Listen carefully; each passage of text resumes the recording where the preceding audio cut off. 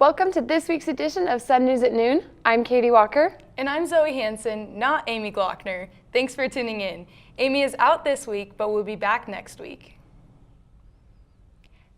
Alex Gabriel Barajas, age 22, is linked to several sexual assault reports in Campus View Suites. Barajas was arrested Friday. According to footage, Barajas, a former Utah Tech student, was seen entering Campus View Suites 1 at 2:30 a.m. and made his way to the 4th floor. According to court records, he was seen trying to open 16 doors, 3 of which he entered. He was booked into Washington County's Purgatory Correctional Facility. Barajas faces serious charges, including 3 counts of first-degree rape, burglary, and lewdness. Police urge students to stay vigilant, keep doors locked, and updates will follow as the story continues. If you or anyone you know have any information, please report to the police. On a brighter note, Utah Tech students looking to add to their resumes can volunteer to assist at the Children's Museum on Saturday, November 9th. Volunteers will enjoy free t-shirts and lunch while providing carnival games and activities for attendees of the event. The event boasts free admissions into the museum for community members and their families. Girls Give Back is partnering with the Policy Project to create period kits for local schools and news organizations. This event is especially for those who are in the Women Who Succeed program and their mentors.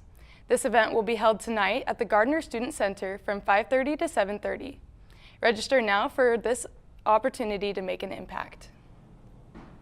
The Utah Tech Institute of Politics hosted an election watch party Tuesday night. Several different political parties were represented by attendees of the event.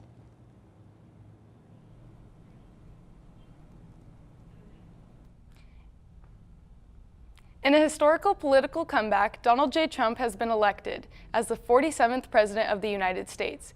Utah stood firmly in support with 60.8% of voters backing Trump and nearly the entire state voting Republican. Utah Governor Spencer Cox also won re-election, securing another 4-year term. The voting lines are pretty long, not just in Utah, with states across the country extending their time for voting. Yeah, I went and waited in line for the polls 2 separate times and was there for 3 hours. It was a long night. It's crazy. After the break, Ben Dawson will be back with an update on Utah Tech athletics. Across the country, there are destinations that are calling. We stand proudly above the ranks, a testament to our unwavering commitment to excellence in all that we do. Always embracing the extraordinary. 9 dynamic cities, home to 9 world-class institutions. The Western Athletic Conference. Together, we are one WAC. On campuses nationwide, the NCAA is making transformative changes for student athletes. While they pursue their biggest dreams, we're launching new initiatives to help them. Life-changing education opportunities are just the start. The NCAA is providing enhanced mental health services. We're guaranteeing scholarships and tuition and expanding access to healthcare. Visit ncaa.org/change to learn more.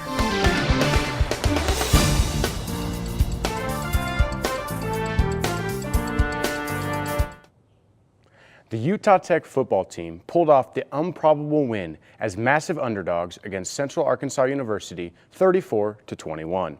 The Trailblazers beat the number 9 ranked Central Arkansas University Bears to give Lance Anderson the first win of his tenure here at Utah Tech. The Trailblazers were 24.5-point underdogs coming into the game. During the game, Utah Tech had 4 interceptions and 2 fumble recoveries that helped push them past Central Arkansas. Reggie Graff, the quarterback, also became the first player in program history to throw, catch, and run for a touchdown in the same game. He was named the Stats Perform FCS National Offensive Player of the Week and the United Athletic Conference Co-Offensive Player of the Week. Head coach Lance Anderson says the team hopes to end the season with 3 straight wins.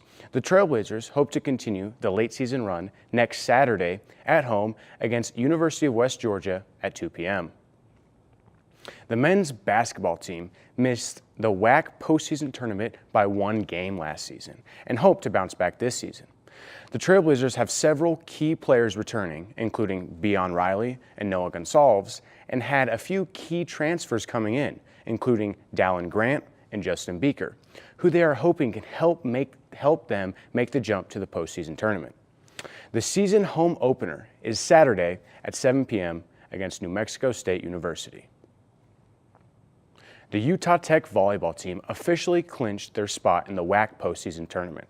The Trailblazers won both the games they played last week, sweeping Seattle University in 3 sets and beating Utah Valley University in 3 out of 5 sets at home for senior night.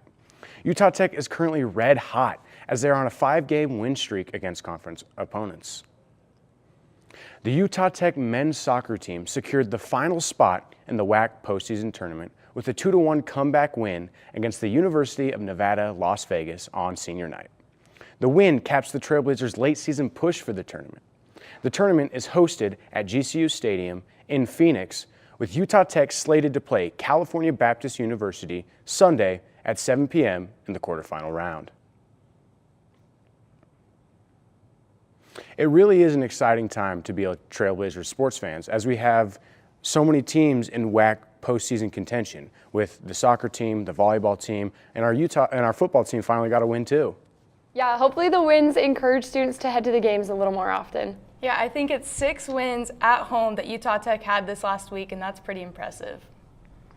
And that's it for this week's edition of Sun News at Noon. Thanks for tuning in.